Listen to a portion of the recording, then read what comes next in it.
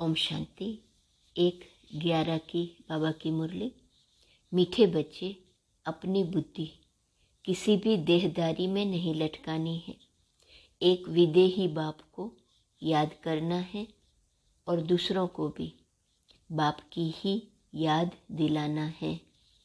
एक विदेही बाप को याद करना है, दूसरों को भी बाप की ही याद दिलाना है। किसी भी देहदारी में अपनी बुद्धि नहीं लटकानी है। प्रश्न: अपना जीवन हीरे जैसा श्रेष्ठ बनाने के लिए मुख्य किन बातों का अटेंशन चाहिए? उत्तर: 1. भोजन बहुत योगयुक्त होकर बनाना और खाना है। 2. 1-2 को बाप की याद दिलाकर जियदान देना है। 3. कोई भी विकर्म नहीं करना है। 4.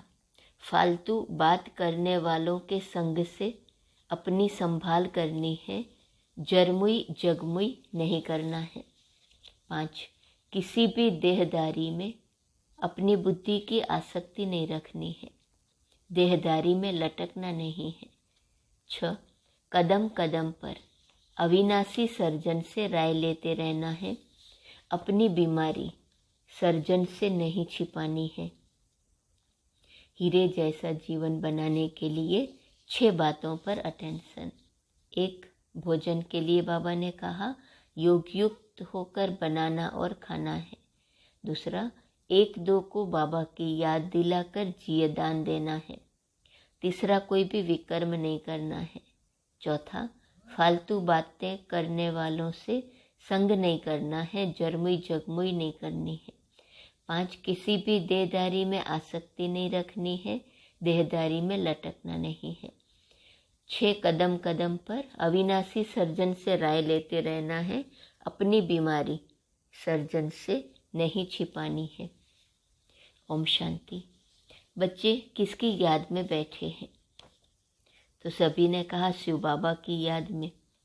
शिव बाबा को ही याद करना है और कोई भी देहदारी को याद नहीं करना है। तुम्हारे सामने यह देहदारी बैठा हुआ है, इनको भी याद नहीं करना है। तुमको याद सिर्फ एक विदेही को करना है, जिसको अपनी देह नहीं है। यह मम्मा बाबा अथवा अनन्य सर्विसेबल जो बच्चे हैं, वह सब सीखते हैं शिव बाबा द्वारा, तो याद भी शिव बाबा को ही करना है। भल कोई बच्चे जाकर किसको समझाते हैं, तो भी बुद्धि में समझना है कि शिव बाबा ने इनको पढ़ाया है। बुद्धि में शिव बाबा की याद रहनी चाहिए, न कि देहदारी की। अगर इस देहदारी को तुम याद करते हो तो यह कॉमन हो जाता है। बाप कहते हैं कभी भी देहदारी में लटकना नहीं है। तुमको याद एक को करना है जो सभी को सद्गति देने वाला है। अगर इस साकार को याद किया तो वह याद निष्फल है। जैसे लौकिक बाप को बच्चे याद करते हैं, उनसे कोई फायदा नहीं होता। कोई ब्राह्मणी को याद किया कि हमको फलानी ब्राह्मणी पढ़ावे, तो निष्फल हुआ। कोई की भी याद नहीं रहनी चाहिए। हमको शिव बाबा पढ़ा रहे हैं, कल्याणकारी शिव बाबा है। देहदारी पर कभी बलिहार नहीं जाना होता है।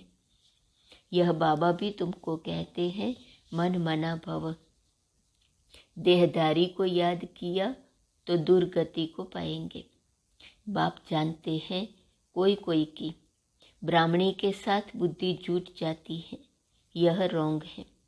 देहदारी में आसक्ति नहीं होनी चाहिए। बाबा का फरमान है मामेकम याद करो, सुबह को उठकर मुझे याद करो।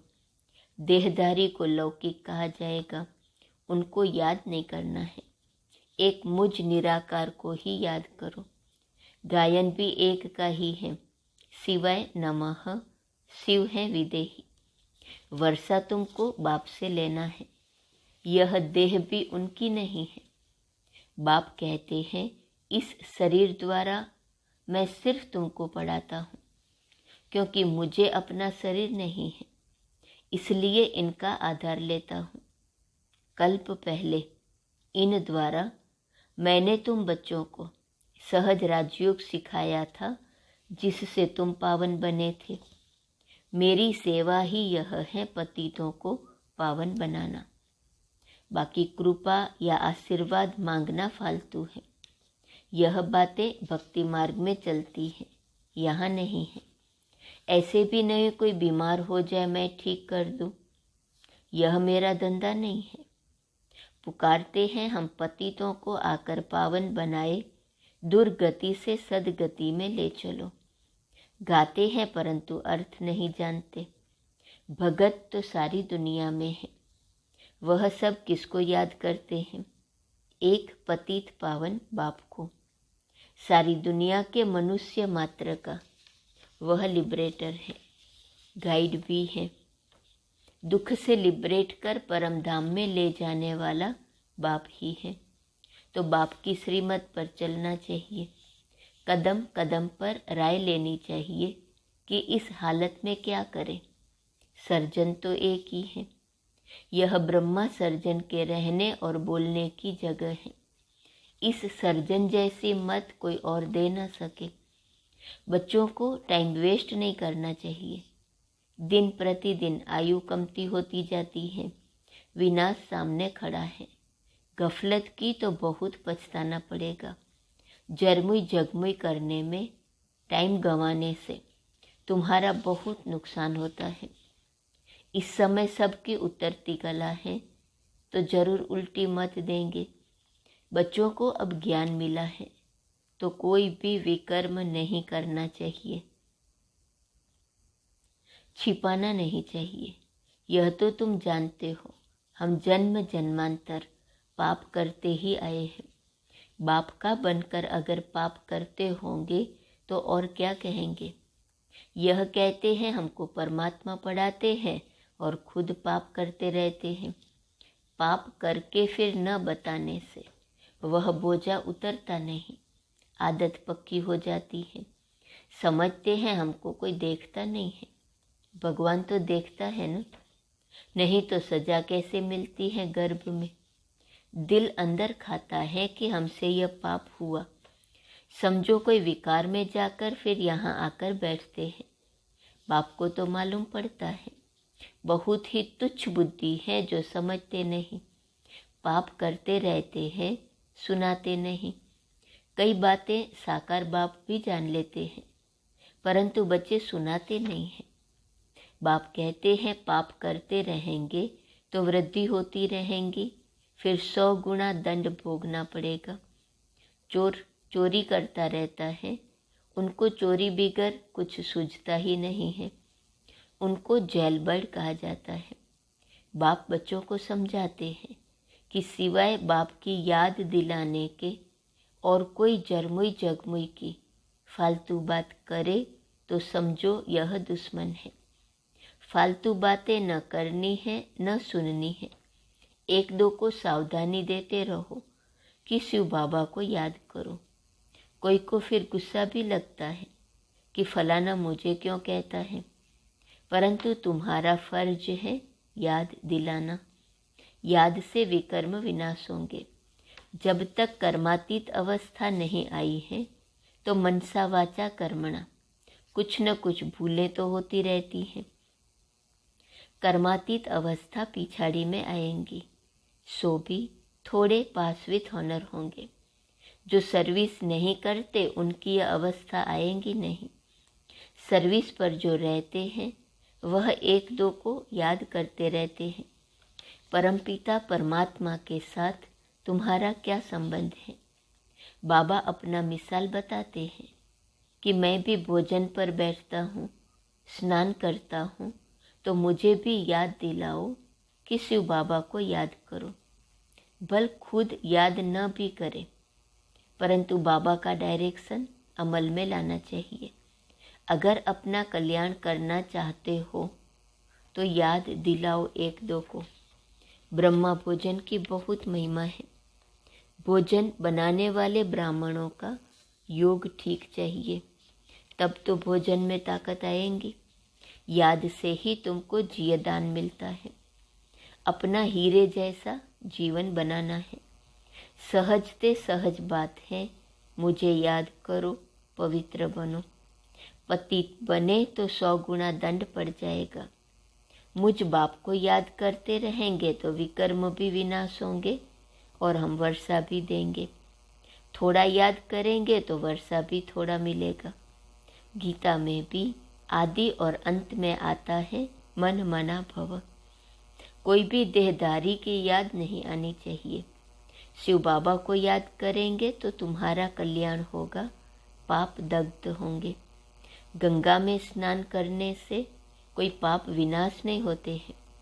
बल कहते हैं भावना है, परंतु भावना ही रोंग है। गंगा पतित पावनी नहीं है। पतित पावन एक बाप है।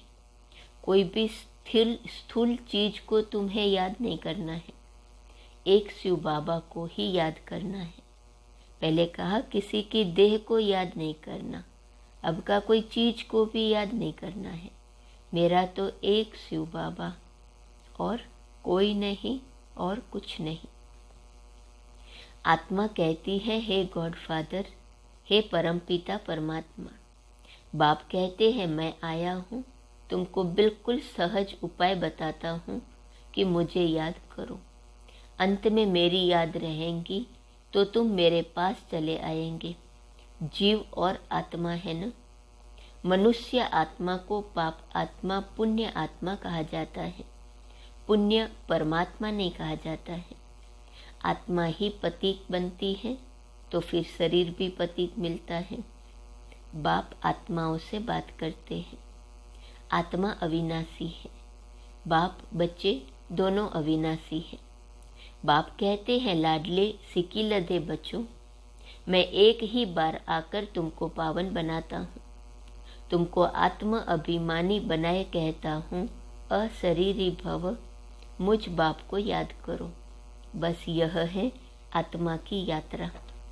वह होती है शारीरिक यात्रा। यहाँ तो तुम जानते हो कि आत्माओं को अब वापिस जाना है। योग अग्नि से ही तुम्हारे जन्म जन्मांतर के पाप कटेंगे। तुम्हें ब्राह्मण बनना है। नहीं बनेंगे तो प्रजा में हल्का पद पाएंगे। कुछ न कुछ सुनते हैं तो उसका विनाश नहीं होगा। जो अच्छी तरह पढ़ेंगे पढ़ाएंगे वही ऊंच पद पाएंगे। सहजते सहज बात है याद की। परमपिता परमात्मा को याद करना है। ऊंचते ऊंच एक ही भगवान है, इसलिए गीत भी शिव बाबा का ही गाने से ठीक है। तुम्हारी बुद्धि वहाँ रहनी चाहिए कि शिव बाबा हमको सुनाते हैं। अभी नाटक पूरा होता है हम सब एक्टर्स को। अब शरीर का भान छोड़ वापिस घर जाना है।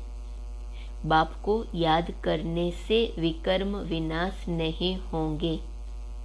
फिर जितना याद करेंगे उतना ऊंच पद पाएंगे। जैसे एक पिलर बनाते हैं न, जहां दौड़ी लगाए हाथ लगाते हैं, फिर जो पहले पहुंचे।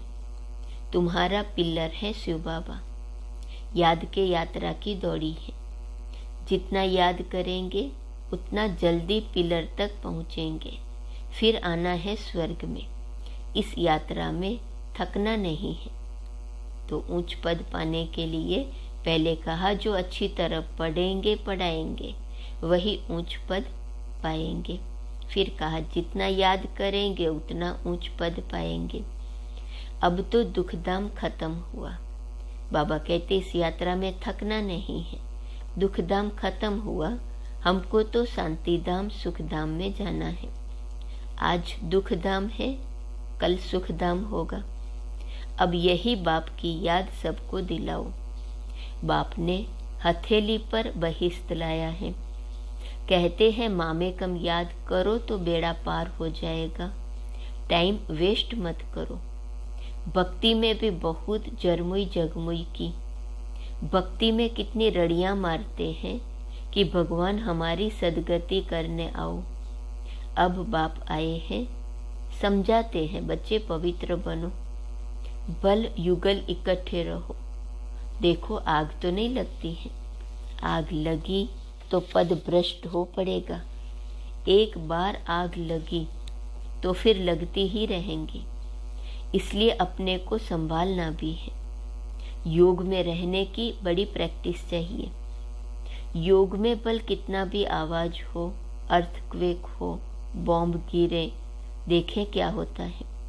इन बातों से डरना नहीं है। यह तो जानते ही हैं कि रक्त की नदियां भारत में ही बहनी है। पार्टीशन में रक्त की नदियां बही न, अजुन तो बहुत आफतें आनी है। तुमको देखना है, मिरुआ मौत मलो का शिकार। तुम फरिश्ते बन रहे हो। जो अच्छे सर्विसेबल होंगे वही उस समय ठहर सकेंगे। इसमें बहुत मजबूती चाहिए। शिव बाबा को याद करना है। शिव बाबा जैसा मीठा बाप फिर कभी मिल नहीं सकता। उनकी ही मत पर चलना है। मुख्य बात ही है पवित्र बनने की। पतित उनको कहा जाता जो विकार में जाते हैं। देवताएं है ही संपूर्ण निर्विकारी। यहाँ तो सब है विकारी। वह है शिवालय, यह है वैश्यालय। अब विकारी से निर्विकारी बन स्वर्ग का राज्य भाग्य लेना है। बाप कहते हैं मैं पावन दुनिया स्थापन करने आया हूँ। तुमको मैं पावन दुनिया का मालिक बनाऊंगा। सिर्फ पवित्र बनने की मदद करो। सबको बाप का निमंत्रण दो। 5000 वर्ष पहले भी जब मैंने गीता सुनाई थी तो कहा था, मामेकम याद करो तो पावन बनेंगे। चक्र को फिराएंगे तो चक्रवर्ती राजा रानी बनेंगे। हेल्थ, वेल्थ और हैप्पीनेस मिलेंगी। सतयुग में सब कुछ था न। बाप कहते हैं मेरे को याद करो तो कभी 21 जन्म रोगी नहीं बनेंगे। स्वदर्शन चक्र फिराते रहेंगे तो तुम चक्रवर्ती राजा बनेंगे। मैं प्रतिज्ञा करता हूँ। भगवान उवाच, बाबा सिर्फ अलफ और बे पढ़ाते हैं। मन मना भव और मध्याजी भव। बस पढ़ाई भी कितनी सहज है। बस दिल पर यह लिख दो। कोई विरले व्यापारी इस धंधे की युक्ति उस्ताद से लेते हैं। वह धंधे आदि भल करो, मना थोड़े ही है। अच्छा, मीठे मीठे सिकीलदे बच्चे जो खुद भी अलफ और बे को याद करते और दूसरों को भी याद दिलाते हैं, वही प्यारे लगते हैं। ऐसे बच्चों को माता पिता बाप दादा का याद प्यार और गुड मॉर्निंग। रूहानी बाप की रूहानी बच्चों को नमस्ते। रूहानी बच्चों की रूहानी बाप को नमस्ते नमस्ते नमस्ते। धारणा के लिए मुख्य सार, पहली पॉइंट, याद की यात्रा में थकना नहीं है। 1-2 को सावधान करते बाप की याद दिलानी है। अपना टाइम वेस्ट नहीं करना है। जरमुई जगमुई न करना है, न सुनना है। दूसरी पॉइंट, पास विथ ऑनर होने के लिए मनसा वाचा कर्मणा कोई भी भूल नहीं करनी है। वरदान, दृढ़ संकल्प द्वारा असंभव को संभव कर। सफलता का अनुभव करने वाले निश्चित विजयी भव। दृढ़ संकल्प द्वारा असंभव को संभव कर। सफलता का अनुभव करने वाले निश्चित विजयी भव। संगम युग को विशेष वरदान है असंभव को संभव करना। इसलिए कभी यह नहीं सोचो कि यह कैसे होगा। कैसे के बजाय सोचो कि ऐसे होगा। निश्चय रखकर चलो कि यह हुआ ही पड़ा है। सिर्फ प्रैक्टिकल में लाना है, रिपीट करना है। दृढ़ संकल्प को यूज करो। संकल्प में भी क्या क्यों की हलचल न हो तो विजय निश्चित है ही। दृढ़ संकल्प यूज करना अर्थात सहज सफलता प्राप्त कर लेना। स्लोगन, सदा करन करावनहार पाप की स्मृति रहे तो भान और अभिमान समाप्त हो जाएगा। आज 1 नवंबर है। नवंबर मास की शुभ शुरुआत। इस मास का पुरुषार्थ है दाता, विधाता और वरदाता में मास्टर बनना है। बाबा के वरदानों का अनुभव करना है। तो आज का स्वमान है मैं वरदानों से पलने वाली आत्मा हूँ। दाता विधाता वरदाता के पॉइंट है। जो है ही वरदाता के बच्चे, उन्हों को हर कदम में वरदाता से वरदान स्वतः ही मिलता रहता है। वरदान ही आपकी पालना है। वरदानों की पालना से ही पल रहे हैं। नहीं तो सोचो, इतनी श्रेष्ठ प्राप्ति और मेहनत क्यों? बिना मेहनत के जो प्राप्ति होती है उसको वरदान कहा जाता है। तो वरदान हर कदम में वरदाता का मिल रहा है और सदा ही मिलता रहेगा। दृष्टि से, बोल से, संबंधों से वरदान ही वरदान है। ओम शांति।